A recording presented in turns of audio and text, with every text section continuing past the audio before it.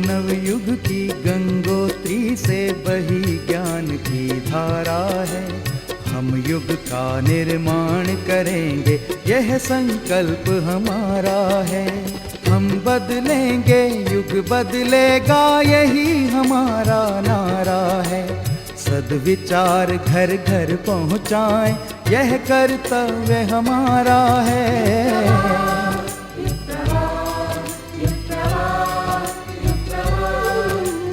चलो बढ़ें, कुछ अच्छा कर लें, युग ने हमें पुकारा है। धरती स्वर्ग बनाएंगे, ये शुभ संकल्प हमारा है।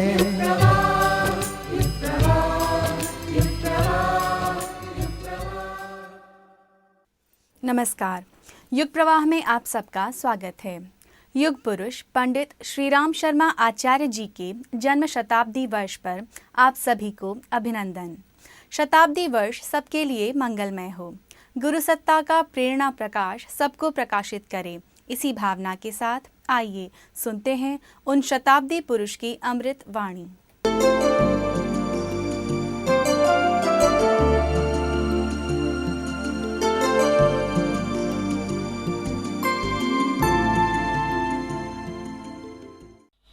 नया समय, नया काम और नई जिम्मेदारियां, नया कदम। नया समय क्या? युग संधि का समय है। ये सामान्य समय नहीं है, असामान्य समय है। इसमें दुनिया की कायाकल्प पलट हो जाएगी। ज़मीन आसमान पर चली जाएगी, आसमान ज़मीन पर आ जाएगा। नहीं, ये बात तो नहीं होगी, लेकिन ये बात ज़रूर है कि जो इस समय की परिस्थितियों में जिसमें आज आप हैं, ये परिस्थितियाँ अगले दिनों रहेंगी नहीं। इसमें बहुत काफ़ी हेर फेर पड़ने वाला है। इस समय में बड़ी मुसीबतें आएंगी और मुसीबतें में से आप भी बच नहीं सकेंगे। सारी दुनिया पर मुसीबत आएगी। हमारे क्या है? हमारा तो हल है, बैल है, घर है, खेत। आपका घर है, हल है, दुकान है, सब ठीक है, सब बात है। पर आप चारों दिशा में जब आंधियाँ आती हैं, तूफान आते हैं, बरसात आती हैं, तब कोई भी आदमी सुरक्षित नहीं रह सकता। अगले दिन बहुत भयंकर आने वाले हैं। अगले दिन के बारे में भविष्यवक्ताओं ने बहुत सी बातें लिखी हैं। भविष्यवक्ताओं में से किन्ने बातें लिखी हैं। 14वीं सदी की बाबत सुना है। मुसलमान धर्म में लिखा हुआ है कि 14वीं सदी आएगी और सारी दुनिया तहस होगी। बाइबल में ईसाइयों के यहाँ लिखा हुआ है कि 7 टाइम आएगा और 7 टाइम में दुनिया तहस नहस हो जाएगी। हिंदुओं के भविष्य पुराण में लिखा है कि जो भविष्य में समय जो आएगा, उसमें दुनिया का में प्रलय खड़ी हो जाएगी। वो कौन सा समय है? वो तीनों के हिसाब से यही समय आ जाता है जिसको हम युग संधि का समय कहते हैं, जिसकी बात आपसे जिक्र कर रहे हैं। ये जो समय आएगा, उस समय में क्या करना पड़ेगा? इसकी सुरक्षा की तैयारियां हमको करनी चाहिए। 2 हिस्सों में हमने अपनी शक्ति को बांट दिया है। एक शक्ति हमने बांट दी है जो कि सारे संसार के लिए रखी है, और एक शक्ति हमने अपने कुटुंब के लिए रखी। मान लीजिए 100 रुपये महीने हम कमाते हैं, तो 50 रुपया हमने अपने बाल बच्चों का पालन करने के लिए, बाल बच्चों की ब्याह शादी के लिए, बाल बच्चों की हारी बीमारी के लिए, बाल बच्चों की दुख मुसीबत के लिए रखे हैं। और 50 रुपये हमने सारे संसार भर में जो दुख और कष्ट जो आने वाले हैं, दुनिया में जो तबाही पैदा होने वाली है, उसके लिए सुरक्षित रखा है। 24 लाख इंसान भी हमारे हैं, ये कुटुंब भी है हमारे। और 500 करोड़ जो बाकी मनुष्य जाति रह जाती है, वो कौन है आपकी? वो कुटुंबी नहीं है हमारी, लेकिन हमारी संबंधी है, कुटुंबी है, रिश्तेदार है, पड़ोसी है, हमारा मित्र है। वो सारी मनुष्य जाति हमारी एक है। आत्मवत् सर्वभूतेषु, हमें हमारी जीवात्मा के समान हमको सब भूत मालूम पड़ते हैं। वसुधैव कुटुम्बकम, ये दुनिया हमको अपने कुटुंब के समान मालूम पड़ती है, दोनों मालूम पड़ती है। तो 50% शक्ति उसके लिए हमने रखी है। आपका हम काम करेंगे और सारी दुनिया का काम करेंगे। सारी दुनिया की कौन कौन सी समस्या है? बड़ी समस्या है। इसमें से गरीबी की समस्या पहली समस्या है, बेकारी की समस्या दूसरी समस्या है, बीमारियों की समस्या तीसरी समस्या है, चारों ओर क्राइम बढ़ रहे हैं, अपराध बढ़ रहे हैं, एक दूसरे को खाया जा रहा है, एक दूसरे का लहू पिए जा रहा है। मनुष्य भेड़ियों की तरीके से, जैसे भेड़ियों में कभी लड़ाई होती है तो भेड़िया एक दूसरे के ऊपर सवार हो जाता है, उसको मार डालता है, उसको चीर डालता है, उसको फाड़ डालता है। दोनों लड़ाई तब बंद करते हैं जब दोनों का विनाश हो जाता है। सन 2000 में इस तरह का हो जाएगा कि जिसमें मुसीबतों से तबाही का छुटकारा मिल जाएगा और नया उठाव शुरू हो जाएगा। हम तपस्वी हैं, विद्वान हैं, विद्वान भी रहे होंगे, लेकिन विद्वान तो हमारा पूँछ है, विद्वान तो हमारी मूँछें हैं, विद्वान तो हमारी टोपी है, विद्वान नहीं है हम तपस्वी हैं। जब से हमने जन्म धारण किया है तब से लेकर के और इस समय तक हमारा पूरी की पूरी ज़िंदगी एक तपस्वी का जीवन व्यतीत करने में व्यतीत हुई है। इसीलिए तपस्वी के पास जो शक्ति होनी चाहिए वो हमारे पास है। तुमको इस तरह से बनाएंगे जिससे कि इतिहास धन्य हो जाए। तुमको राजा हरिश्चंद्र बनाएंगे, तुमको कौन कौन बनाओगे, बहुत बहुत अच्छे बनाएंगे। तुम्हारी ओर भी हमारा ध्यान है। एक काम अगले दिनों जो करना है वो हमको ये करना है। एक काम आपको बताया ना, ये दुनिया बड़ी तहस नहस हो रही है, तो आप इसका क्या करोगे, इसको हम एक धुरी पर इकट्ठी करेंगे, एक धुरी पर इकट्ठी करेंगे। अनेक राज्य हैं, ये राज्य उस पर चढ़ाई करेगा, ये उस राज्य उस पर चढ़ाई करेगा। सारे राज्यों का चक्रवर्ती राज्य का एक राज्य बनाएंगे, सारी पृथ्वी पर एक राज्य होगा, एक धर्म होगा। ये धर्म वाला है, ये उस धर्म वाले को मिलाएगा, तू हमारे धर्म में आ जा, हम तुझे इतना पैसा देंगे, और तू हमारे धर्म का नहीं है, तू काफिर है, हम मार डालेंगे तुझे। खबरदार, बेकार बात बकेगा। एक धर्म सारी दुनिया का होगा और एक राष्ट्र सारी दुनिया का होगा और एक मैनेजमेंट, एक व्यवस्था दुनिया में होगी। कैसी व्यवस्था होगी? ऐसी व्यवस्था होगी कि कोई आदमी को छोटा बड़ा नहीं होगा। तो गुरुजी छोटा बच्चा होगा वो बड़े के बराबर हो जाएगा क्या? नहीं बेटा, छोटा बच्चा बड़े के बराबर तो नहीं होगा। लेकिन समानता की दृष्टि से समानता के अधिकार हर एक को मिलेंगे, विषमता लोगों के बीच में रहेगी नहीं और सब आदमी एकता से रहेंगे, एक होकर के रहेंगे, भाई भाई होकर के रहेंगे, कुटुंबी होकर के रहेंगे। हमने अपने इस जीवन में परिवार बनाए हैं, आगे भी हम विश्व को एक परिवार के रूप में बनाने के लिए तैयारी करने जा रहे हैं।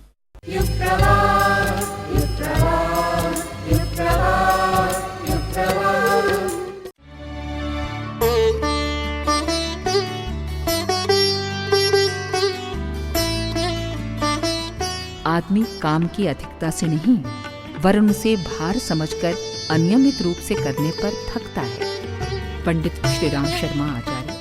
2011 का यह शताब्दी वर्ष गायत्री परिवार के लिए बहुत ही महत्वपूर्ण है। इस वर्ष जहां देश विदेशों में विभिन्न कार्यक्रम संपन्न हो रहे हैं, वहीं सबके लिए उज्जवल भविष्य लाने वाले नवयुग के आगमन की विशेष तैयारियां भी हो रही हैं। देश भर में जगह जगह झांकियां, दीपोत्सव, यज्ञ आयोजन, विचार गोष्ठियां आदि उसी के विभिन्न रूप हैं। यहाँ प्रस्तुत है उन्हीं की कुछ झलकियां।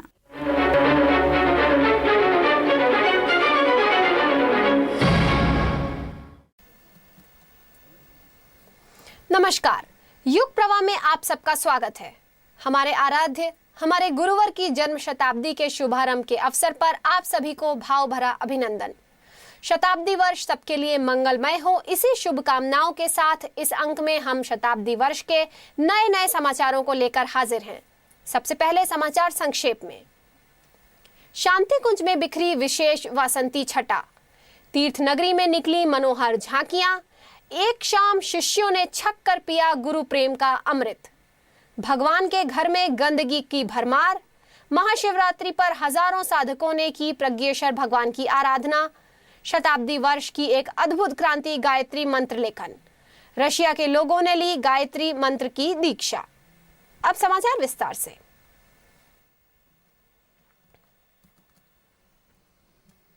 जन्म शताब्दी वर्ष का शंखनाद हो गया है। विश्व भर में अनेक स्थानों पर एक साथ वसंत पर्व की वासंती छटा बिखरी और गुरु के पावन चरणों में श्रद्धा के सुमन चढ़ाए गए। इस क्रम में 3 दिवसीय आयोजन का प्रारूप बनाया गया। गायत्री तीर्थ शांति कुंज और गायत्री तपोभूमि मथुरा में प्रमुख रूप से आयोजन संपन्न हुए। इस अवसर पर हरिद्वार शहर के 2 हिस्सों में सप्त आंदोलनों की झांकियों से सजी विशेष शोभा यात्राएं निकाली गईं। यह यात्रा शांति कुंज से प्रारंभ होकर विभिन्न आश्रमों व प्रमुख तीर्थ हर की पैड़ी एवं औद्योगिक नगरी सिडकुल शिवालिक नगर होते हुए पूरे हरिद्वार शहर में जागृति की लहर फैलाते हुए पूज्यवर की जन्म शताब्दी का संदेश जन जन तक पहुंचाने में महत्वपूर्ण भूमिका निभाई। सायकाल शांति कुंज के मुख्य सभागार में दीप महायज्ञ का आयोजन हुआ, जिसमें संपूर्ण शांति कुंज में दीप मालिकाएं प्रज्वलित कर गुरु सत्ता को श्रद्धांजलि अर्पित की गई। इस अवसर पर वरिष्ठ कार्यकर्ताओं ने नवयुग दीपोत्सव का विशेष संदेश दिया। गुरुदेव ने कहा कि अगर हमें जीवन का यज्ञ निकालना है, अगर जीवन में से सद्बुद्धि निकालना है, गायत्री मंत्र नहीं है तो सद्बुद्धि की उज्जवल भविष्य की प्रार्थना करो, किसी भाषा में करो। और अगर यज्ञ की प्रेरणा निकालनी है, यज्ञ कुंड सबके यहाँ नहीं होता, लेकिन दीपक सबके यहाँ जलता है। अगर दीपक में से यज्ञ की प्रेरणा निकालोगे तो सब यहाँ निकलेगा। हमसे एक भाई साहब कहने लगे, भाई साहब क्रिश्चियंस लोग अगर दीपक की जगह कैंडल जलाएं तो, हमने कहा पिघला हुआ ना जलाएं, जमा हुआ जला लें। होना तो चाहिए जलने वाला, कहीं करो, लेकिन दीपक से दीपक जले ये करना है। और अब दीपक से काम नहीं चलेगा, अब दीपक को ज्वाला बनना पड़ेगा। और ये वो प्रयोग हो रहा है, अब इसको सामान्य मत मानना, ये मही शक्ति जाग रही है। और गुरुदेव ने कहा है, बेटा ये समय आ गया है, परिवर्तन परिवर्तन परिवर्तन। जन्म शताब्दी वर्ष के शुभारंभ के रूप में भारत भर के विभिन्न शहरों में भी इसी तरह के विभिन्न आयोजन संपन्न हुए।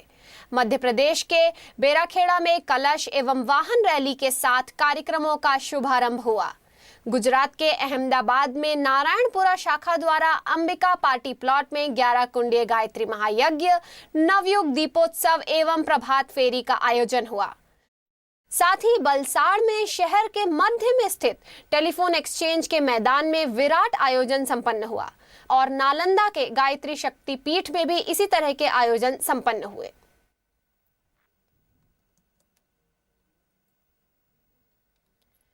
दक्षिण भारत के प्रसिद्ध तीर्थ रामेश्वरम में 5 दिन का एक विशेष स्वच्छता अभियान चलाया गया, जिसमें उत्तर प्रदेश, बिहार, मध्य प्रदेश, छत्तीसगढ़, महाराष्ट्र, असम, उड़ीसा, उत्तराखंड, कर्नाटक, आंध्र प्रदेश, केरल एवं तमिलनाडु के हजारों स्वयं सेवकों ने भाग लिया। इस महाअभियान में भगवान रामनाथ स्वामी के मंदिर, उसके आसपास के इलाके, समुद्र तट, मंदिर परिसर के बाहर की चारों गलियां, रेलवे स्टेशन तथा बस स्टैंड तक की सफाई की गई, जिसमें से कुल मिलाकर 150 ट्रैक्टर मलबे निकाले गए। भगवान के स्थूल विग्रहों पर भी असीमित मैल जमे हुए थे।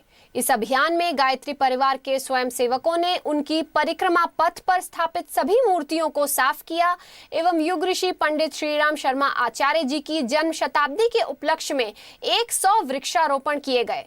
स्वयं सेवकों के इस कार्य से स्थानीय लोगों तथा प्रशासन पर बहुत ही अनुकूल प्रभाव पड़ा। मुंबई के सांसद श्री गोपीनाथ मुंडे एवं मध्य प्रदेश के सांसद श्री नरेंद्र तोमर जी ने इस कार्य की बहुत प्रशंसा की। गायत्री परिवार के स्वयंसेवकों ने सफाई के साथ वहां मौजूद लोगों तथा वहां की सरकार से इस महान तीर्थ की स्वच्छता को आगे भी बनाए रखने की अपील की। गुरुदेव ने 10 सूत्रीय अभियान चलाया था, इसमें स्वच्छता श्रमदान वाला अभियान था और स्पेशली उसमें जो हमने जो संकल्प लिया है कि हम सारे तीर्थों को, सारी नदियों को, सारे सरोवरों को इनको शुद्ध करेंगे, इसका एक बहुत बड़ा स्वरूप निकल के आया रामेश्वरम तीर्थ शुद्धि अभियान में। और इसके साथ साथ आपने जो सबसे बड़ा पुरुषार्थ किया कि वहाँ जो श्रद्धालु अपनी श्रद्धा की खातिर या जो भी मान्यता उनकी रही है उसके खातिर जो कपड़े छोड़ जाते हैं उन कपड़ों को भी इकट्ठा करके निकाला। एक मैसेज दिया कि ये तीर्थ जो है गंदा करने के लिए नहीं होते, तीर्थ जो है शुद्ध रखने के लिए होते हैं। यही अगर संदेश सबको चला जाए, पूरे देश भर में संव्याप्त हो जाए कि हमें अपने तीर्थों को शुद्ध रखना है, चाहे वो गंगोत्री हो, चाहे वो हमारा बद्रीनाथ हो, चाहे वो रामेश्वरम हो, चाहे पुरी हो, चाहे वो द्वारका हो, हर जगह एक तरह से शुद्धि का संदेश जाना चाहिए। कि महाशिवरात्रि के पावन अवसर पर गायत्री परिवार का केंद्र शांति कुंज में हजारों गायत्री साधकों द्वारा भगवान शंकर एवं माता पार्वती जी के विशेष पूजन के साथ रुद्र पाठ किया गया। वहीं देव संस्कृति विश्वविद्यालय परिसर में स्थापित भगवान प्रज्ञेश्वर महादेव जी का गायत्री परिवार प्रमुख आदरणीय डॉक्टर प्रणव पंड्या जी एवं आदरणीय शैल जी द्वारा वैदिक विधि विधान के साथ महारुद्राभिषेक किया गया। इस अवसर पर देश भर से आए हजारों गायत्री साधक साधिकाओं, शांति कुंज एवं ब्रह्म वर्चस्व के कार्यकर्ताओं तथा देव संस्कृति विश्वविद्यालय के आचार्यगण सहित सभी विद्यार्थीगण मौजूद थे।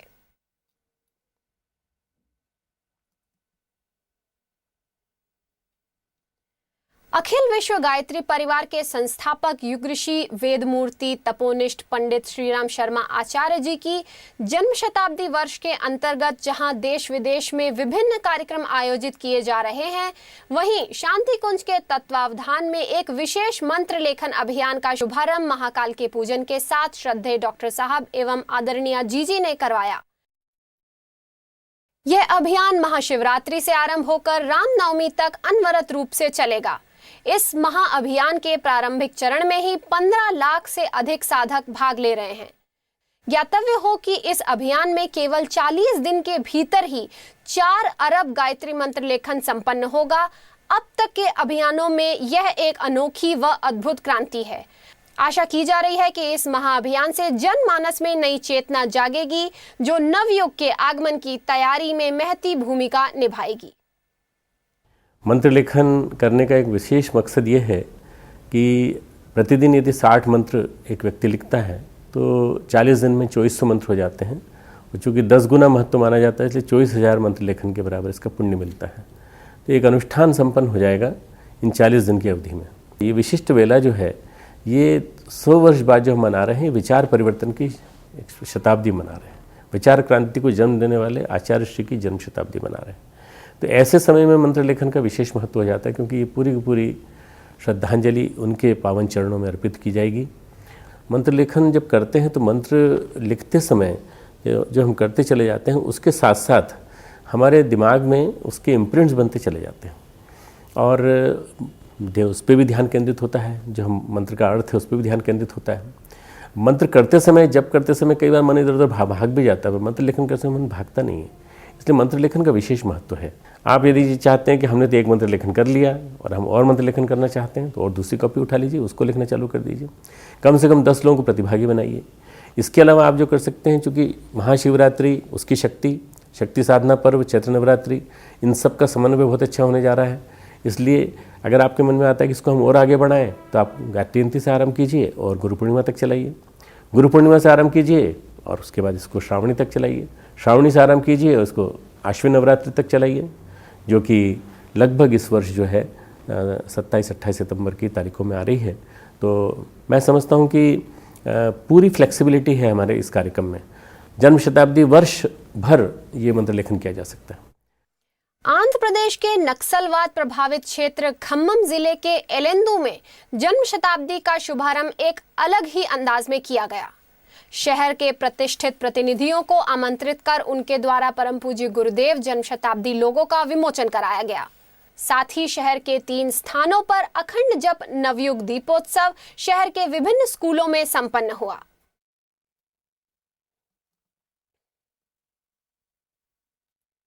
गायत्री शक्तिपीठ पटना के प्रांगण में राज्य स्तरीय परिजन सम्मेलन संपन्न हुआ। इस अवसर पर जोनल प्रभारी श्री कालीचरण शर्मा ने जन्म शताब्दी वर्ष में सच्चे सृजन सेनानी के कर्तव्य एवं दायित्व विषय पर विशेष मार्गदर्शन दिया। इस आयोजन की फलश्रुति स्वरूप समग्र बिहार में जन्म शताब्दी वर्ष की रूपरेखा तैयार हुई।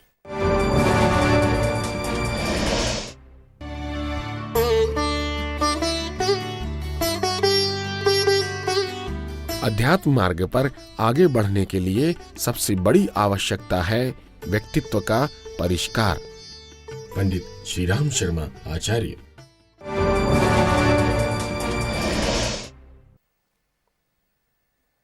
गायत्री धाम सेंधवा के द्वारा युग ऋषि जन्म शताब्दी रथ का शुभारंभ किया गया। यह रथ सेंधवा से प्रारंभ होकर मध्य प्रदेश के 6 जिले, महाराष्ट्र के 3 जिले एवं गुजरात के 2 जिलों के गांव-गांव में परम पूज्य गुरुदेव के विचारों को पहुंचाने में सहभागी बनेगा। इसका शुभारंभ शिवरात्रि के अवसर पर भगवान प्रज्ञेश्वर महादेव जी के सानिध्य में परम श्रद्धेय शैल जी एवं श्रद्धेय डॉक्टर साहब द्वारा रथ का पूजन कर किया गया। इस रथ की विशेषता यह है कि इसमें LCD प्रोजेक्टर से लेकर लाइव प्रोग्राम तक सब कुछ इनबिल्ट है। शांति कुंज के ईएमडी विभाग के विशेष सहयोग से युग ऋषि जन्म शताब्दी एवं युग पुरुष फिल्म इस रथ के माध्यम से गांव-गांव पहुंचेगी। यह जन्म शताब्दी है एक संस्कृति पुरुष की, जिन्होंने लुप्त प्राय संस्कार परंपरा को पुनर्जीवित किया और भारतीय संस्कृति के आलोक को दुनिया भर में फैलाया। यह जन्म शताब्दी है एक महान विचारक की, जिन्होंने अपने पैने विचारों द्वारा युग परिवर्तन का आधार खड़ा कर दिया। यह जन्म शताब्दी है एक महान तपस्वी की। देव संस्कृति विश्वविद्यालय के 9वें वार्षिक उत्सव 2011 का शुभारंभ ध्वजारोहण के साथ हुआ। 3 दिवसीय इस उत्सव में कुलाधिपति एकादश व विद्यार्थी एकादश के बीच क्रिकेट मैच हुआ। विविध प्रतियोगिताओं में रंगोली, मेहंदी, वाद विवाद एवं प्रज्ञा गीत प्रतियोगिताएं संपन्न हुई। रंगारंग सांस्कृतिक कार्यक्रम का शुभारंभ करते हुए श्रद्धेय शैल जीजी एवं श्रद्धेय डॉक्टर साहब ने बच्चों का उत्साह बढ़ाया।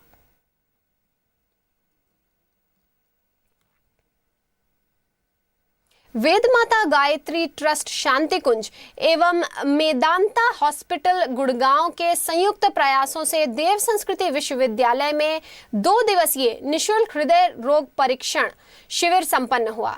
शिविर में हृदय रोग विशेषज्ञ डॉक्टर नरेश त्रेहन, डॉक्टर विनायक अग्रवाल तथा अन्य चिकित्सा विशेषज्ञों ने अपनी सेवाएं प्रदान की। 2 दिन तक चलने वाले इस शिविर में 800 से अधिक लोगों ने हृदय परीक्षण कराया।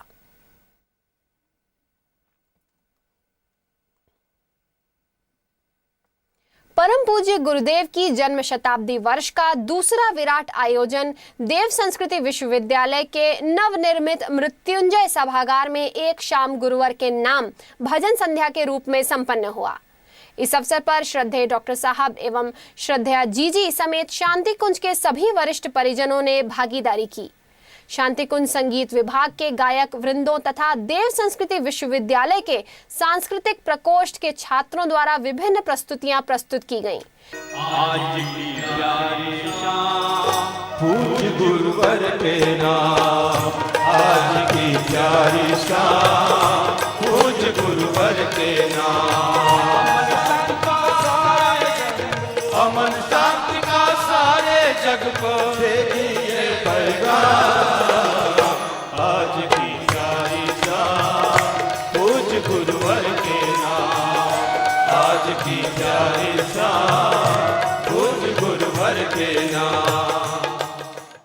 इस अवसर पर श्रद्धेय डॉक्टर साहब ने गुरु मेरी पूजा विषय पर विशेष संदेश दिया। गुरु मेरी पूजा, गुरु गोविंद, गुरु मेरा पार ब्रह्म, गुरु भगवंत, ये हमारे गुरुगन साहब के सामने प्रार्थना होती है, उनको गुरु मानते हैं। परम पूज्य गुरुदेव ने जो क्रांतिधर्मी साहित्य लिखा वो हमारा गुरुगन साहब है। परम पूज्य गुरुदेव ने जो 3200 किताबें लिखी वो हमारे गुरुगन साहब है। उस गुरुगन साहब के सामने ये मशाल जला करके हम लोग संकल्प लेते हैं और एक साथ गाते हैं, गुरु मेरी पूजा, गुरु मेरा पार ब्रह्म। गुरु मेरी पूजा, गुरु गोविंद, गुरु मेरा पार ब्रह्म, गुरु भगवंत। गुरु मेरी पूजा, गुरु गोविंद, गुरु मेरा पार ब्रह्म, गुरु भगवंत।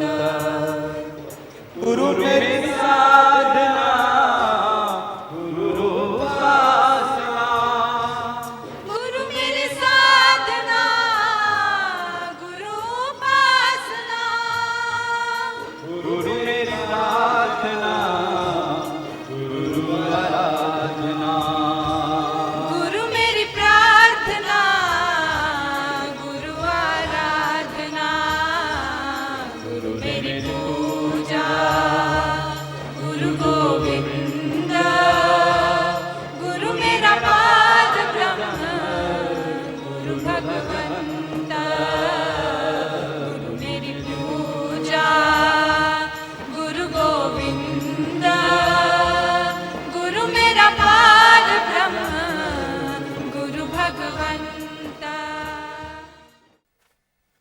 रशिया के व्लादिमीर कुचमिन के नेतृत्व में 16 सदस्यीय दल शांतिकुंज दर्शनार्थ आया। दल में एक पुरुष तथा 15 महिलाएं थीं। दल ने यहाँ की दिनचर्या में भाग लेते हुए प्रखर प्रज्ञा, सजल श्रद्धा तथा दिव्य अखंड दीप का दर्शन किया। दल ने यहाँ के ऊर्जामय वातावरण व गतिविधियों से इतना प्रभावित हुआ कि अंतर्राष्ट्रीय महिला दिवस के अवसर पर उनमें से 11 महिलाओं ने अपने रूसी नाम बदलने के साथ ही यज्ञ भगवान की साक्षी में गायत्री मंत्र की दीक्षा ली एवं शांति कुंज प्रमुख परम आदरणीय शैलजी जी एवं परम श्रद्धेय डॉक्टर प्रणव पंड्या जी से आशीर्वाद लेकर गायत्री परिवार के विचारों को रशिया में फैलाने का संकल्प लिया।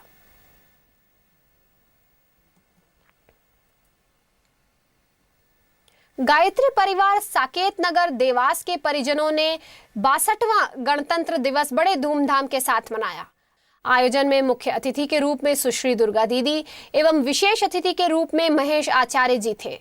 उत्सव में शहीदों को याद करने के साथ ही उपस्थित परिजनों को देश हित में निष्ठा रखना व देश हित परक कार्य करने की प्रेरणा दी गई। इस अवसर पर कई राष्ट्रीयता परक सांस्कृतिक कार्यक्रम भी आयोजित हुए, जिसमें प्रतिभागी कलाकारों ने विशेष प्रस्तुतियां पेश की। और इसी के साथ गायत्री परिवार के समाचार समाप्त हुए। नमस्कार।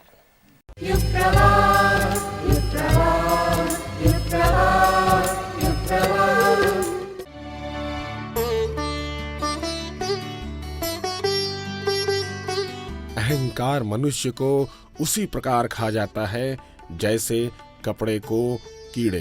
पंडित श्रीराम शर्मा आचार्य।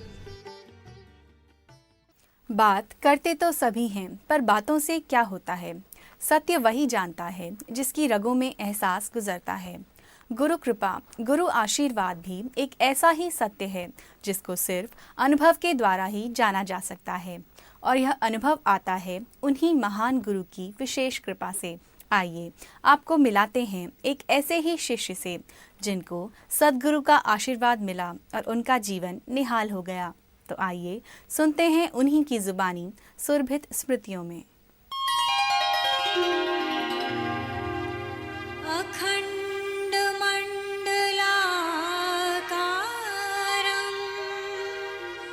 व्याप्तं येन चराचरं तत्पदं दर्शितं येन तस्मै श्री गुरुवे नमः। गुरुदेव के संपर्क में मैं किशोरावस्था में ही आई थी। सबसे पहले मैंने उनका साहित्य पढ़ा था और मेरे मन पर उसका इतना अधिक प्रभाव पड़ा कि उससे अच्छा साहित्य मुझे कोई नहीं लगा, और मैं आकुल थी किसी तरह गुरुदेव के दर्शन कर पाऊँ। प्रथम बार गुरुदेव को देखा, उपाध्याय भाई साहब साथ में थे। देखकर मैं हतप्रभ रह गई। मन में कल्पना थी कोई भव्य विराट व्यक्तित्व होगा, और जब दोनों के दर्शन किए तो एक सहज सामान्य सा व्यक्तित्व लगा। उस समय मैं 2 दिन शांति कुंज रही थी और गुरुदेव का जो स्वरूप सामने आया वह मेरी कल्पना से सर्वथा परे था, और तब पता नहीं था कि पूरा जीवन गुरुदेव को समर्पित हो जाएगा, कि गुरुदेव के अतिरिक्त जीवन में कोई इतनी सर्वोच्च सत्ता नहीं रहेगी।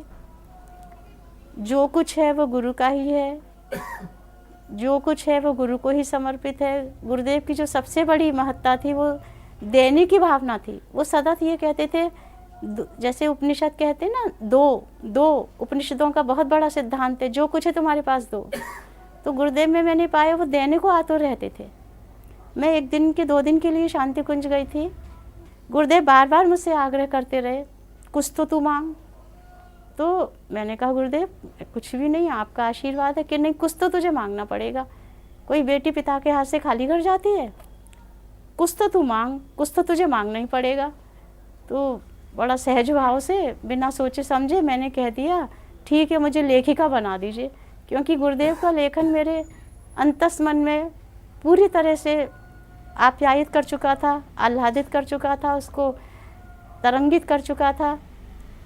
साहित्य गुरुदेव का हर पल मेरी आंखों के आगे हृदय में गूंजता था। तो मैंने सहज भाव से ऐसे ही कह दिया, बार बार क्योंकि पूछ रहे थे तो कुछ तो जवाब दूँ। मैंने कह दिया मुझे लेखिका बना दीजिए। बहुत हंसे, बहुत हंसे। कहते हैं ठीक है, मैं अपनी उंगली काट के तेरी उंगली में लगा दूंगा। बहुत हंसे, मैं तुझे लेखिका बना दूंगा। ये मेरे जीवन का एक बहुत बड़ा वरदान था। मुझे खुद नहीं पता था कि ईश्वर मुझे क्या वरदान दे रहा है। जीवन के प्रत्येक क्षेत्र का आदर्श गुरुदेव में मिलता है, चाहे वो मानव का कोई भी क्यों ना रूप हो। आदर्श पिता, आदर्श पति, आदर्श मनुष्य, आदर्श शिक्षक, आदर्श कवि, आदर्श सामाजिक कार्यकर्ता, उच्च कोटि की साधना। कोई क्षेत्र जीवन का ऐसा नहीं है जो गुरुदेव को हम आदर्श रूप में न देख सकें। एक आदर्श और मार्गदर्शक के रूप में हम गुरुदेव के चरित्र को देखते हैं। गुरुदेव ने अपनी आत्मीयता का इतना विस्तार किया था कि हर व्यक्ति को लगता था कि मैं गुरुदेव माता जी के चरणों में जाकर अपनी पीड़ा कहूँ, दुख कहूँ और हल्का हो जाऊँ। तो वहाँ पर अधिकांश व्यक्ति कुछ तो शारीरिक पीड़ा भी कहते थे, कुछ आर्थिक, कुछ अपने व्यक्तिगत जीवन की, कुछ परमात्मा से, गुरुदेव के कार्य से संबंधित। तो जैसा भी कष्ट हो, जैसी भी कठिनाई हो, गुरुदेव हर तरह से मार्गदर्शन देते थे, उसको दूर करते थे, उसको आश्वासन देते थे। गुरुदेव माता जी के चरणों में बैठकर ऐसा लगता था जैसे अब संसार में कुछ नहीं है, जो कुछ हमें कहना है यहीं पर कह लें।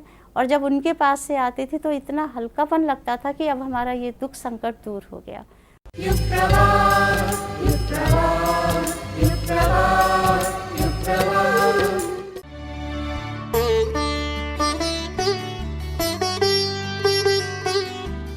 अनुशासन में रहना, मर्यादाओं को अपनाना, वर्जनाओं से बचना, यही ईश्वर साधना है।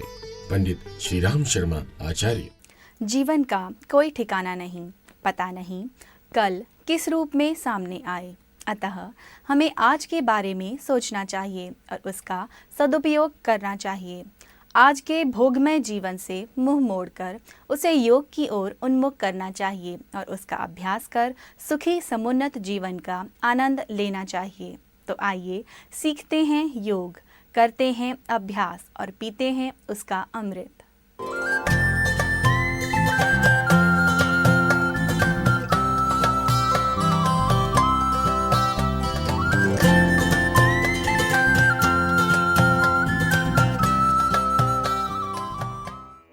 स्वस्थ मानसिकता ही स्वस्थ समाज की आधारशिला है। सदियों से जिस स्वस्थ समाज की आवश्यकता महसूस की जा रही है, आज उसका नितांत अभाव देखने को मिलता है। मानसिक समस्याएं जैसे तनाव, अवसाद, भय, निराशा, कुंठा, आत्महीनता आदि सामान्य चर्चा का विषय बन गया है। इन तमाम समस्याओं के लिए राष्ट्रीय एवं अंतर्राष्ट्रीय स्तर पर समाधान ढूंढे जा रहे हैं। आज के समाज के लिए यह काफ़ी हद तक संतोष की बात है कि लोग हेल्थ कॉन्शियस हो रहे हैं। सुबह सुबह सड़कों पर बुजुर्गों को टहलते और युवाओं को जिम की ओर भागते देखा जा सकता है। लेकिन टहलना कुछ अंगों का व्यायाम हो सकता है, जिम हमारे मांसपेशियों तक ही सीमित रहता है। यदि आप समग्र रूप से अपने शरीर के अंगों को देखभाल करना चाहते हैं तो योग का अभ्यास ही एक ऐसी प्रक्रिया है जिसके माध्यम से शारीरिक, मानसिक और आध्यात्मिक स्वास्थ्य की कल्पना की जा सकती है।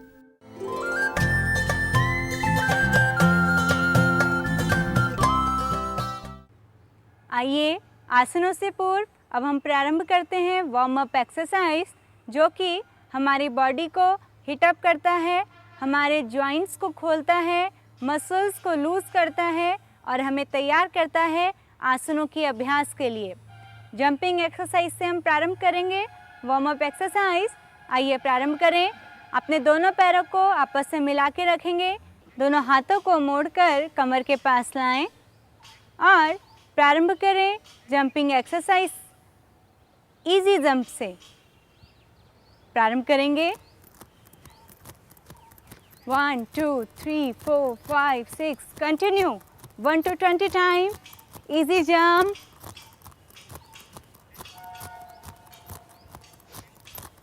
चेंज करेंगे, धीरे से दोनों हाथों को कमर पे लाएंगे, पैरों को फैलाएंगे।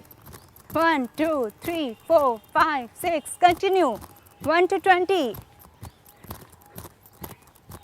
कंटिन्यू करते रहेंगे। इसके बाद चेंज करेंगे, पैरों को आगे पीछे लाएंगे। स्टार्ट 1 2 3 4 5 6 7 8 9 10 कंटिन्यू करते रहेंगे।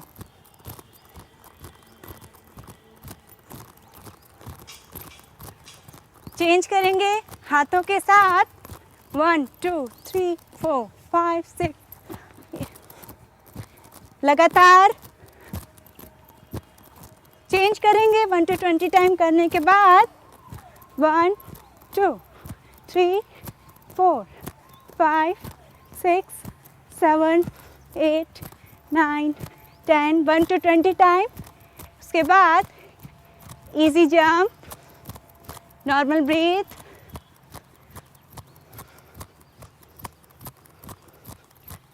रिलैक्स। धीरे धीरे इजी जंप करते हुए सामान्य करें श्वास, बॉडी मसल्स लूज रिलैक्स।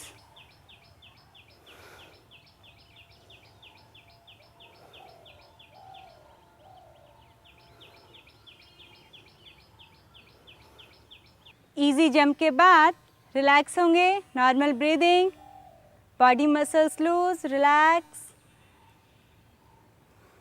3 बार गहरा श्वास प्रश्वास।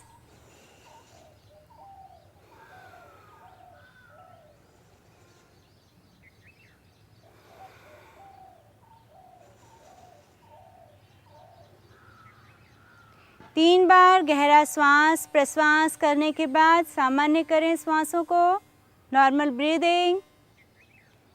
इसके बाद आगे की एक्सरसाइज, लास्ट एक्सरसाइज। दोनों पैरों को 2 से 2.5 फीट के गैप में फैलाएंगे और स्पाइनल ट्विस्टिंग। नीचे झुकेंगे, राइट हैंड लेफ्ट लेग के पास, गर्दन ऊपर की ओर ट्विस्ट करेंगे। उसके बाद लेफ्ट हैंड राइट लेग के पास, गर्दन ऊपर की ओर ट्विस्ट। कंटिन्यू 1 2 3 4 5 6 7। कंटिन्यू पूरा ट्विस्ट करें कमर को लगातार 1 to 20 टाइम। आँखों से हाथों की हथेलियों को देखने का प्रयास करें। ऊपर वाली हथेली बिल्कुल सीधी रखें। ध्यान रहे आपके घुटने सीधे रहेंगे। 1 to 20 टाइम करने के बाद ऊपर आएंगे, पैरों के गैप को कम करेंगे, फिर से रिलैक्स करेंगे। नॉर्मल ब्रीदिंग, पहले डीप इनहेलेशन डीप एक्सहेलेशन, उसके बाद नॉर्मल करें ब्रीथ। ढीला छोड़ें शरीर की मांसपेशियों को, body muscles loose relax. Normal breath, shoulder loose, body muscles loose relax, face muscles loose relax.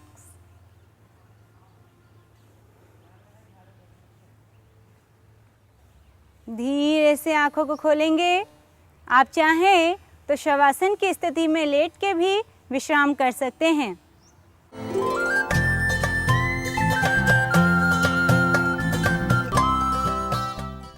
अष्टांग योग में वर्णित यम नियम अंगों का अनुष्ठान चलते फिरते उठते बैठते प्रत्येक समय किया जा सकता है, परंतु प्राणायाम, ध्यान, धारणा और समाधि में आधार आसन ही है।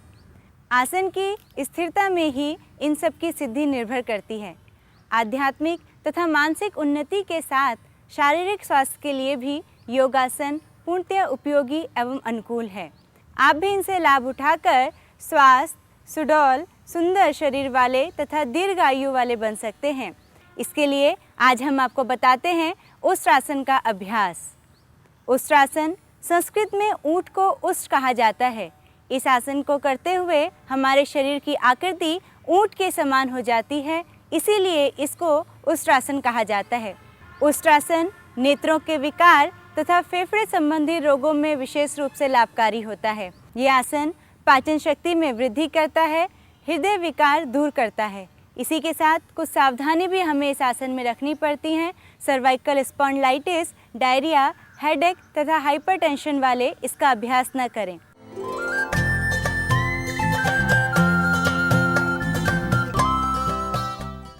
आइए अब हम आपको बताते हैं अर्ध उष्ट्रासन की विधि, किस प्रकार से अर्ध उष्ट्रासन को किया जाता है। सबसे पहले दंडासन की स्थिति में आएंगे।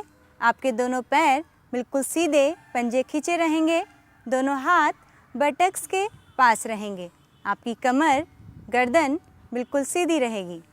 धीरे से दंडासन के बाद दोनों हाथों की सहायता से दोनों पैरों को पीछे की ओर मोड़ेंगे।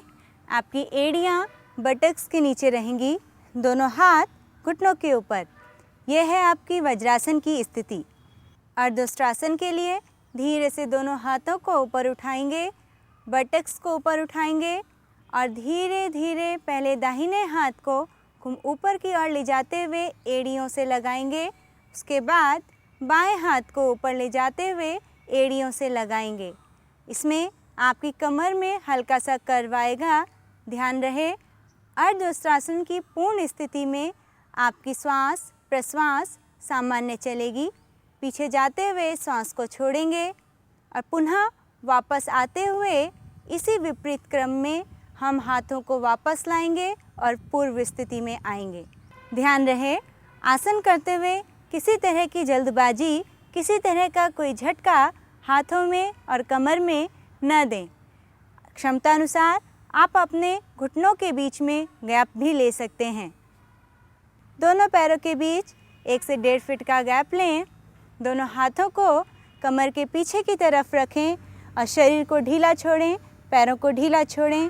गर्दन को एक कंधे में लगाकर धीरे से आँखों को बंद करेंगे। विश्राम की स्थिति में ध्यान रहे, आप अपने शरीर की मांसपेशियों में किसी भी तरह का कोई भी तनाव नहीं बनाएंगे। आपकी श्वास प्रश्वास धीमी और गहरी होगी। आइए, अर्ध उष्ट्रासन के पश्चात हम आपको बताते हैं पूर्ण उष्ट्रासन की विधि। पहले के समान वज्रासन की स्थिति में आएंगे।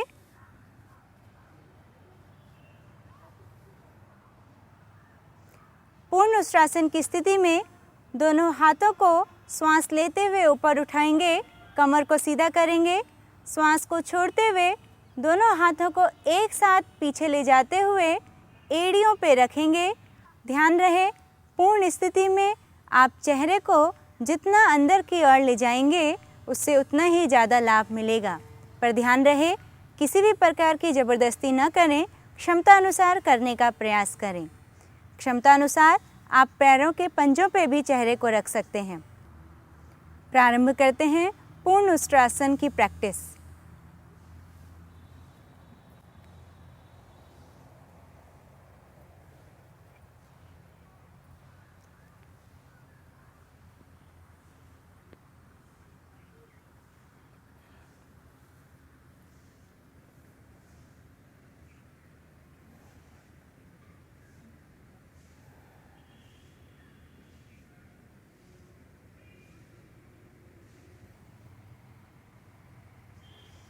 श्वास को लेते हुए वापस आएंगे।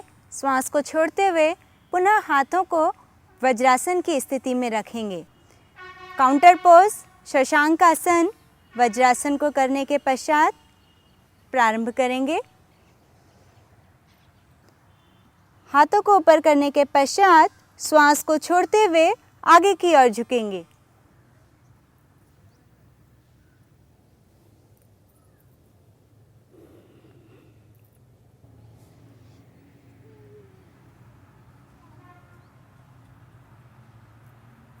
श्वास को लेते हुए पुनः हाथों को ऊपर करेंगे। श्वास को छोड़ते हुए दोनों हाथ की हथेलियों को घुटनों के ऊपर लाएंगे। जितनी देर आप आसन की पूर्ण स्थिति में रहते हैं, उससे आधा समय आप उसके काउंटर पोज में ज़रूर लगाएं। उष्ट्रासन करने के पश्चात हम अब करेंगे उसका काउंटर पोज शशांक आसन।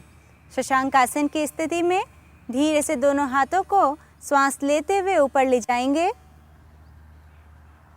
श्वास छोड़ते हुए नीचे लाएंगे।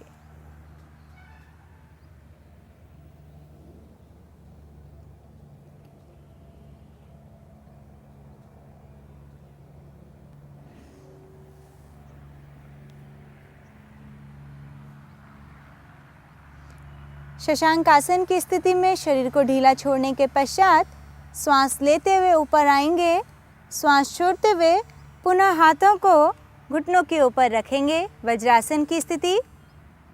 इसके पश्चात दंडासन की स्थिति में आएंगे। धीरे से दोनों हाथों का सहारा लेते हुए पैरों को सीधा करेंगे। दोनों पैरों के बीच में 1 से 1.5 फीट का गैप लेंगे। दोनों हाथों की हथेलियां पीछे रखते हुए गर्दन को कंधे की ओर झुकाएंगे, आंखें बंद रखेंगे।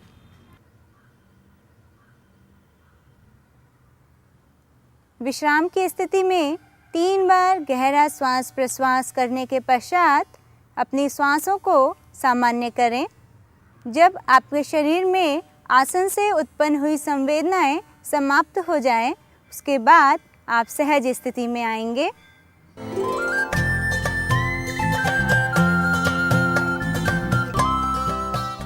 योग एंड हेल्थ के इस एपिसोड में डिजीज सेक्शन में हम आज चर्चा करेंगे इनडाइजेशन के विषय में और आपको बताएंगे इनडाइजेशन के लक्षण, कारण और यौगिक निदान के विषय में।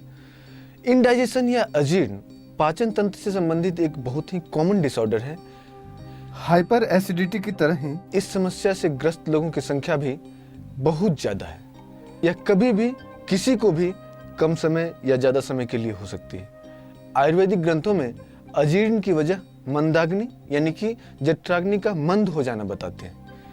पिछले दिनों हमने हाइपर एसिडिटी की बात की थी, जिसमें पाचक रसों का स्राव अधिक हो जाने से यह समस्या होती है। यहाँ पाचक रसों का स्राव कम हो जाने से यह समस्या होती है। जैसा कि हमने आपको बताया कि यह एक कॉमन डिसऑर्डर है, पर इसे इग्नोर नहीं किया जाना चाहिए, क्योंकि व्यक्ति की जो भी इच्छा शक्ति है वह इसी पे निर्भर करती है। व्यक्ति जो खा रहा है वह पचेगा नहीं, तो ऐसी स्थिति में न तो उसे पूरी ऊर्जा मिल पाएगी और न ही वह नए भोजन को आवश्यकता अनुसार ग्रहण कर पाएगा। ऐसे में व्यक्ति का कमजोर हो जाना तथा कई अन्य बीमारियों से ग्रस्त हो जाना स्वाभाविक है।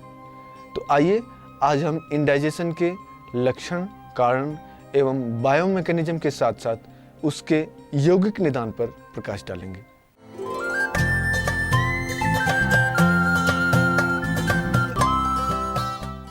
सबसे पहले तो हम ये जानें कि यदि ये समस्या किसी को भी हो सकती है तो इसे डायग्नोस कैसे करेंगे, पहचानेंगे कैसे।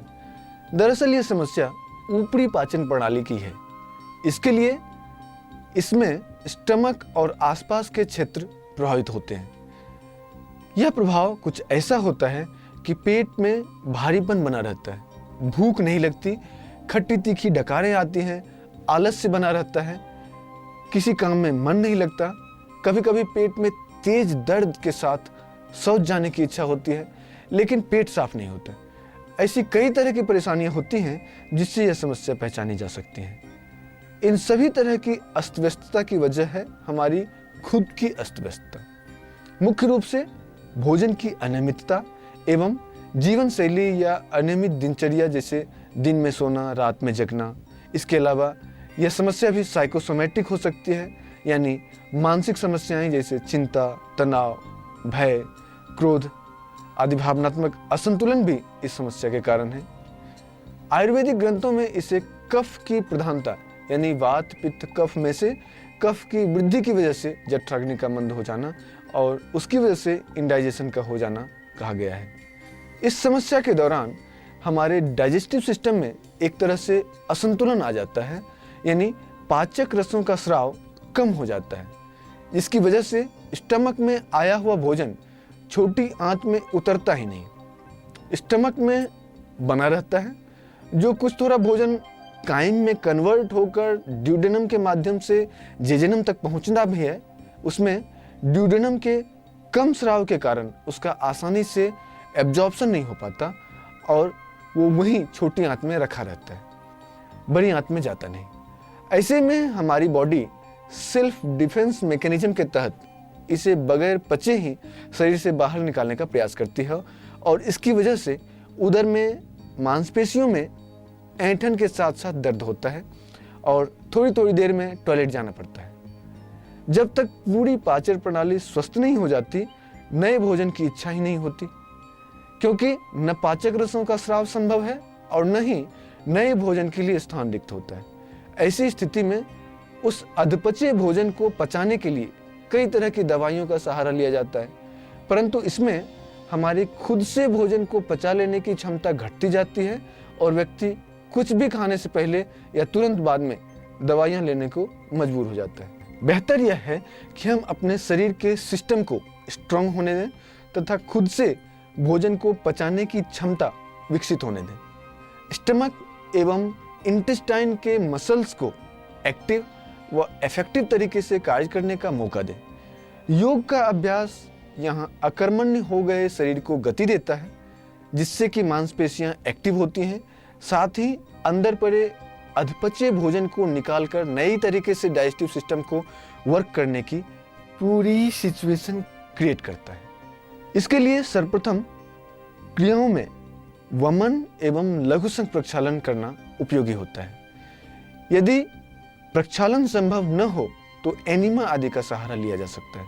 इसके अलावा कपालभाति एवं अग्निसार क्रिया डाइजेस्टिव सिस्टम को एक्टिवेट करने में मदद करता है।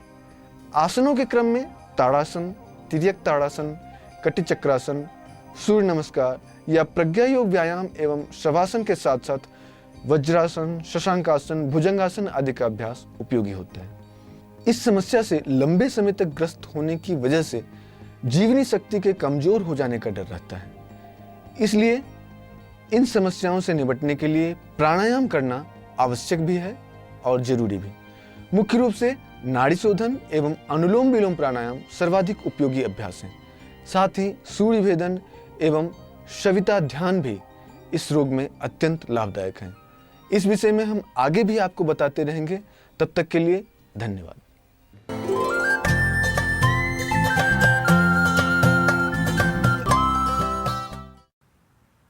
ततः क्षीयते प्रकाशावर्णम, अर्थात प्राणायाम के अभ्यास से प्रकाश पर पड़ा आवरण दूर हो जाता है। मनुस्मृति में कहा गया है, जैसे अग्नि से तपाए हुए स्वर्ण, रजत आदि धातु के मल जल जाते हैं, वैसे ही प्राणायाम द्वारा इंद्रियों में आ गए दोष विकार नष्ट हो जाते हैं।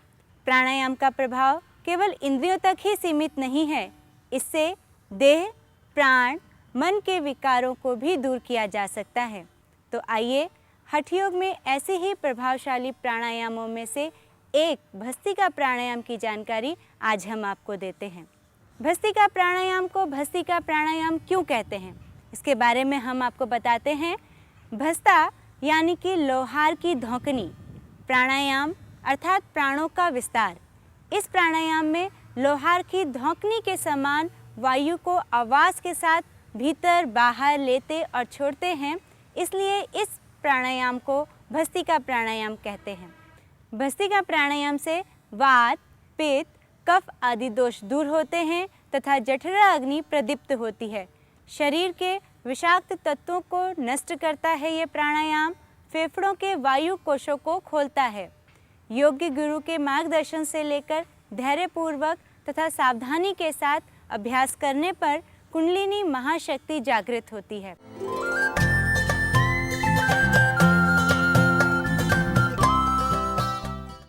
भस्त्रिका प्राणायाम के अभ्यास के लिए सर्वप्रथम किसी भी ध्यानात्मक आसन में बैठेंगे, पर अच्छा होगा यदि आप पद्मासन में बैठें। दोनों हाथ की हथेलियां घुटनों के ऊपर रहेंगी, कमर गर्दन सीधी रहेगी। पहले हम आपको बताते हैं पहली विधि भस्त्रिका प्राणायाम को करने की। इसमें 20 स्ट्रोक हम लगाते हैं, उसके बाद एक चक्र सूर्यभेदी प्राणायाम, 20 स्ट्रोक कपालभाति जब हम करेंगे उसमें केवल हमारे पेट का मूवमेंट होगा। श्वास को तेज़ गति से प्रारंभ में लेंगे, फिर श्वास को केवल छोड़ने पे कंसंट्रेट करेंगे। उसके बाद सूक्ष्म रूप से श्वास स्वतः भीतर आएगी जाएगी, लेकिन हमने ध्यान केवल श्वास को छोड़ने में ही देना है। 20 स्ट्रोक कपालभाति के लगाने के पश्चात ही एक चक्र सूर्यभेदी प्राणायाम करेंगे कुंभक और जालंधर बन के साथ। तो आइए प्रारंभ करते हैं भस्त्रिका प्राणायाम। पहले आप देखेंगे 20 स्ट्रोक कपालभाति के किस तरह लगाएंगे। गहरी श्वास भीतर की ओर लेंगे, श्वास को छोड़ते हुए स्ट्रोक लगाएंगे, लास्ट का स्ट्रोक तेजी से रेचक करते हुए श्वास बाहर। प्रारंभ करें 20 स्ट्रोक कपालभाति, 1 चक्र सूर्यभेदी प्राणायाम।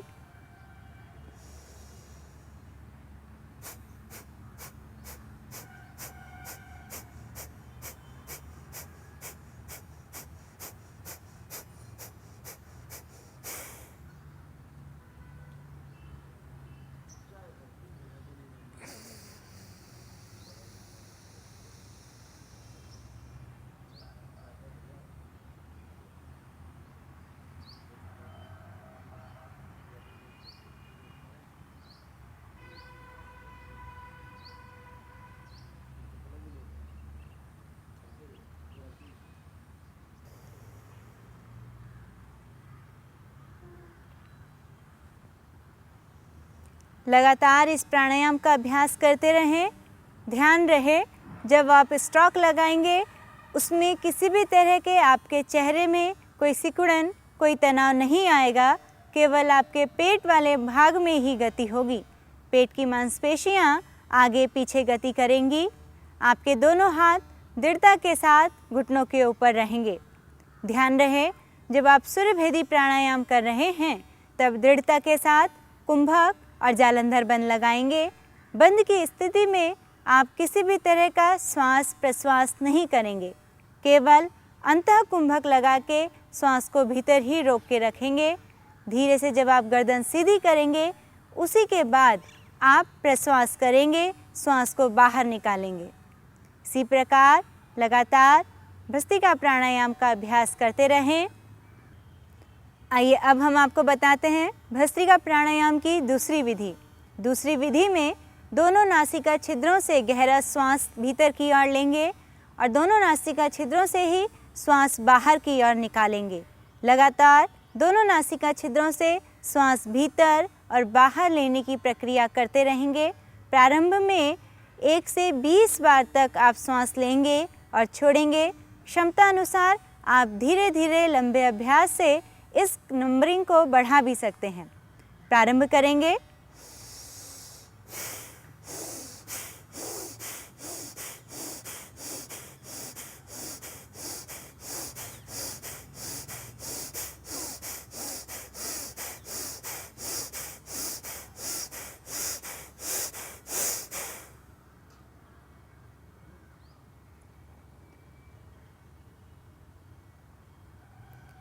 लगातार श्वास प्रश्वास लेने और छोड़ने के पश्चात कुछ देर शांत बैठेंगे।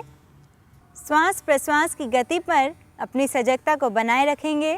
ध्यान रहे आपके चेहरे में किसी भी तरह की कोई भी सिकुड़न, तनाव नहीं आएगा। पूर्ण क्षमता अनुसार करने के पश्चात विश्राम करें। विश्राम करने के बाद ही आप अगला क्रम प्रारंभ करें। ध्यान रहे आपकी आँखें बंद रहेंगी।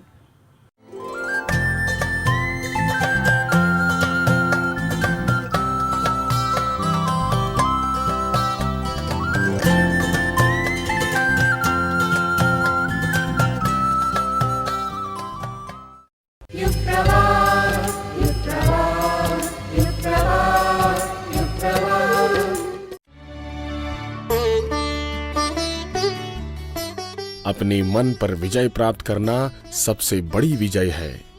पंडित श्रीराम शर्मा आचार्य। जब जब भी धरती पर संकट आते हैं तो उनके निवारण और धरती का संतुलन बनाए रखने के लिए सर्वसमर्थ सत्ता का धरा पर अवतरण होता है। आज विश्व मानवता पर, धरती पर, संस्कृति पर, आस्था पर संकट की काली घटाएं गहराई हुई हैं। ऐसे समय में महाकाल ने प्रज्ञावतार के रूप में देव संस्कृति के पुनरुत्थान व नवयुग के अरुणोदय का पुनः शंखनाद किया है। आसुरी शक्तियों से लोहा लेने एवं नए युग के निर्माण करने हेतु एक विशाल सेना तैयार की, जो आज अखिल विश्व गायत्री परिवार के रूप में संपूर्ण विश्व में कार्य कर रही है। यह सेना उन अवतारी पुरुष के सपनों को साकार करने हेतु कहाँ क्या कुछ कर रही है, आइए देखते हैं उसी पर आधारित एक वृत्त चित्र।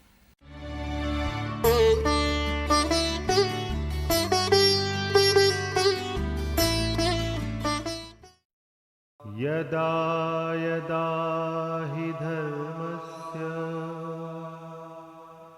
ग्लानिर्। जब जब संसार में परिस्थितियां गड़बड़ा जाती हैं, अनाचार बढ़ता चला जाता है, धर्म पर आक्रमण होता है, तब तब भगवान अपनी सुव्यवस्था संभालने आते हैं।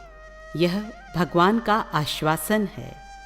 ग्लोबल वार्मिंग, आर्थिक मंदी, बढ़ती महंगाई, भ्रष्टाचार, आतंकवाद ने जहां आज समाज को पतन की ओर धकेला है, वहीं उद्देश्यहीन जीवन ने मनुष्य की आंतरिक स्थिति को भी गड़बड़ा दिया है। ऐसे में भी भगवान का यह आश्वासन हमें पूरा होता हुआ दिखाई देता है। फिर से काल चक्र घूम कर आ रहा है। एक बार फिर भारत से वही शक्ति प्रवाह निःसृत हो रहा है जो शीघ्र ही समस्त जगत को प्लावित कर देगा। विश्वास रखो, प्रभु की आज्ञा है, भारत की उन्नति अवश्य ही होगी। भारत का अभ्युदय बहुत निकट है। कुछ लोग इसे पश्चिमी सभ्यता का अनुयायी बनाने का प्रयास करेंगे, पर मेरा विश्वास है कि भारतवर्ष में एक अभियान प्रारंभ होगा जो यहाँ की असुरता को नष्ट करके फिर से सबको एक नई दिशा देगा और इस देश की प्रतिष्ठा को, यहाँ के गौरव को बढ़ाएगा। यह आंदोलन संसार में फिर से सतयुग की सी सुख सौम्यता लाएगा। आज की बिगड़ती परिस्थितियों में जब चारों ओर निराशा ही निराशा है, एक आशा का संकेत है गायत्री परिवार। इसकी स्थापना तप की पूंजी से हुई है। इसकी पृष्ठभूमि पिछले 1000 वर्षों से बन रही थी।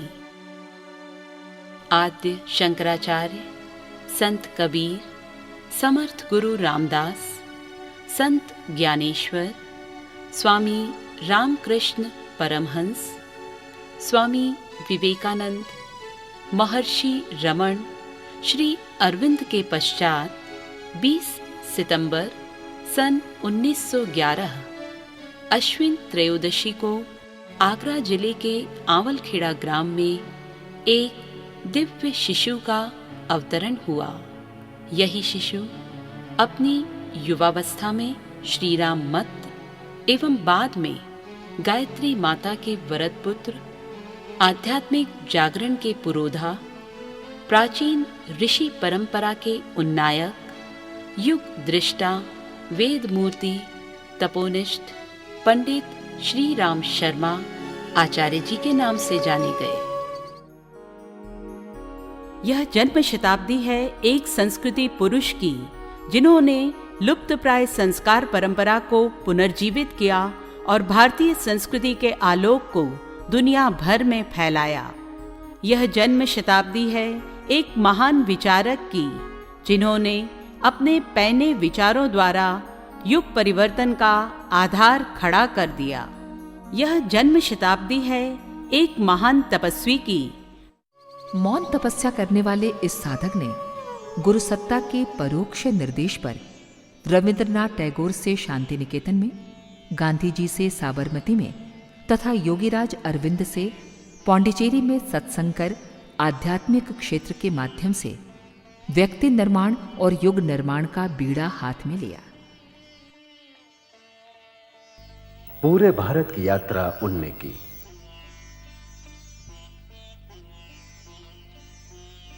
ज्ञानार्जन की पहली पुस्तक लिखी, मैं क्या हूं। आत्मोपनिषद पर लिखी ये पुस्तक एक शुभ आरंभ मात्र थी। ये यात्रा काफी लंबी चलनी थी। वह विराट परिमाण में साहित्य के रूप में आगे चलकर पूरी हुई।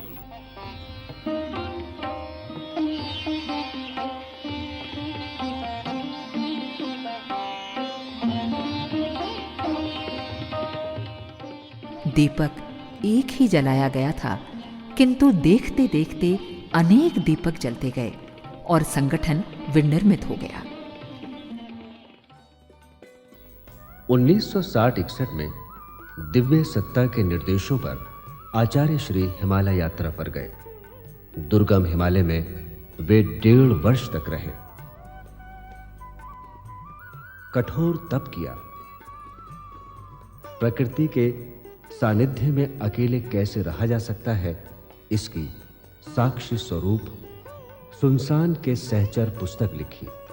उन्हीं दिनों आर्ष ग्रंथों का अनुवाद गंगोत्री से करके सुगम भाष्य प्रस्तुत किया गया। चारों वेद, 108 उपनिषद, दर्शन, पुराण, स्मृति, ब्राह्मण, आरण्यक का सुगम भाष्य लिखकर उनने जन जन तक पहुंचाया। 1971 में मथुरा को हमेशा के लिए छोड़कर स्वयं हिमालय जाने व वंदनीय माताजी द्वारा सारा तंत्र शांति कुंज हरिद्वार से संचालित किए जाने की घोषणा उनने की।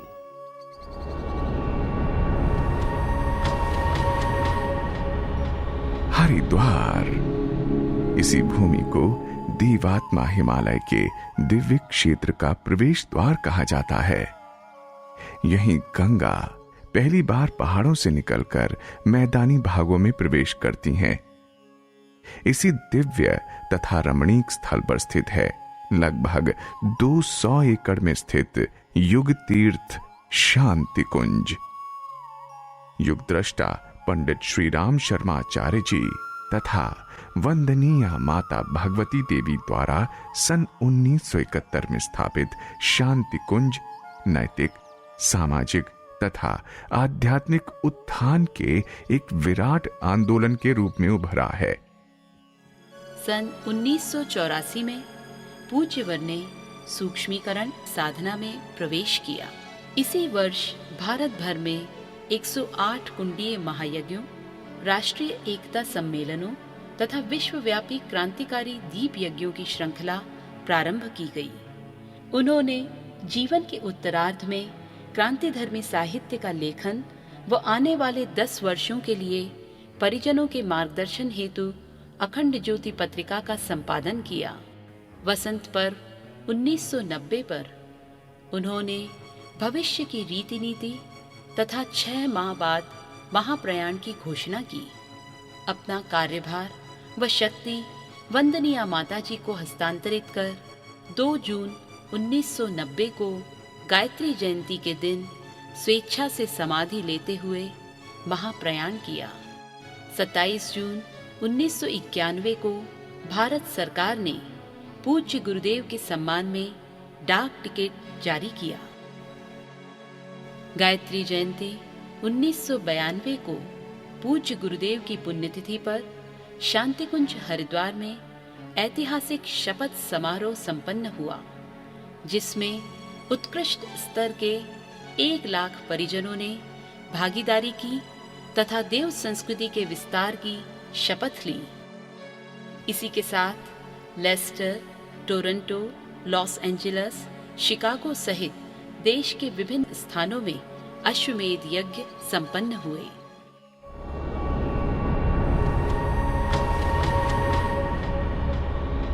वैदिक ऋषियों की राष्ट्र संबंधी अवधारणा बड़ी विराट रही है। उन्होंने राष्ट्रम व अश्वमेधः कहकर पूरे विश्व को एक ही धर्म, एक ही संस्कृति और एक ही शाश्वत मान्यता के सूत्रों से जोड़कर भारतीय संस्कृति को विश्व संस्कृति के रूप में प्रतिष्ठित किया था। भारतीय संस्कृति के आधारभूत तत्व हैं गायत्री और यज्ञ, अर्थात सद्ज्ञान और सत्कर्म। इसी संस्कृति को पुनः विश्व संस्कृति के रूप में प्रतिष्ठित करने हेतु देव संस्कृति दिग्विजय अभियान का सूत्रपात किया गया। इस श्रृंखला में अब तक देश विदेशों में 34 अश्वमेध यज्ञ आयोजित किए जा चुके हैं। हे ऋत्विज होताओ, आओ आओ यजन करो, यश कामी श्रोताओ, आओ आओ यजन करो, आओ मिलकर यजन करो, आओ मिलकर यजन करो।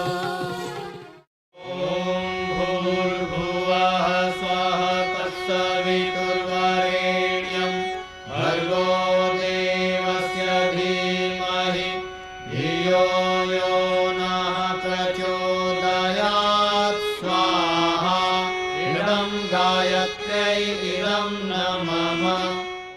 यज्ञायोजन का एक महत्वपूर्ण अंग है दीप यज्ञ। जय महाकाल जय महाकाल जय महाकाल जय महाकाल जय महाकाल जय महाकाल जय महाकाल जय महाकाल। चलो करे स्वागत आरती सजा लो कि दीप जला लो, नया युग चला आ रहा है, नया युग चला आ रहा है। चलो करे स्वागत आरती सजा लो कि दीप जला लो, नया युग चला आ रहा है, नया युग चला आ रहा है, नया युग चला आ रहा है, नया युग चला आ रहा है। 19 सितंबर 1994 को वंदनीय माताजी ने अपना कार्यभार अपने समर्पित शिष्यों को हस्तांतरित कर महाप्रयाण किया। 3 से 7 नवंबर 1995 को परम पूज्य गुरुदेव की जन्मस्थली आवलखेड़ा में प्रथम महापूर्णाहुति कार्यक्रम संपन्न हुआ, जिसमें लगभग 60 लाख परिजनों की भागीदारी रही। इस अभूतपूर्व कार्यक्रम के पश्चात इस विराट मिशन की गति तीव्र से तीव्रतर हुई। सन 1998 में अमेरिका के न्यू जर्सी शहर में वृहद वाजपेयी ज्ञान यज्ञ का आयोजन किया गया। तत्पश्चात सन 2000 में राष्ट्र जागरण तीर्थ यात्राओं के द्वारा समूचे संयुक्त राष्ट्र अमेरिका, कनाडा, यूरोप एवं अफ्रीका महाद्वीप का सघन मंथन किया गया।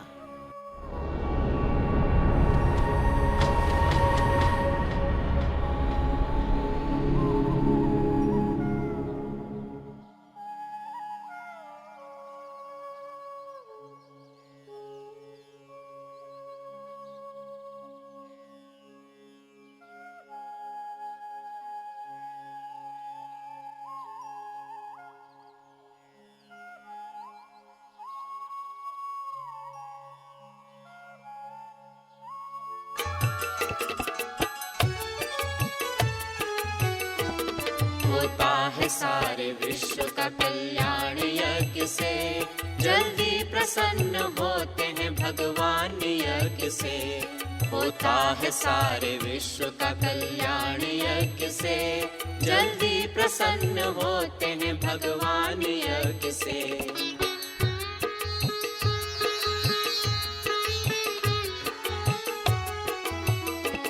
ऋषियों ने ऊंचा माना है स्थान यज्ञ का, समझो महान ज्ञान और विज्ञान यज्ञ का। ईश्वर है यज्ञ रूप, विश्व यज्ञ रूप है, जीवन है यज्ञ, यज्ञ की महिमा अनूप है। देवत्व प्राप्त करता है, देवत्व प्राप्त करता इंसान यज्ञ से, जल्दी प्रसन्न होते हैं भगवान यज्ञ से। होता है सारे विश्व का कल्याण यज्ञ से। 23 जून 1999 को शांतिकुंज के ही निकट नालंदा तक्षशिला स्तर के प्रचारकों, लोक नायकों को गढ़ने के लिए विश्व में अपनी तरह के अनूठे देव संस्कृति विश्वविद्यालय की नींव रखी गई।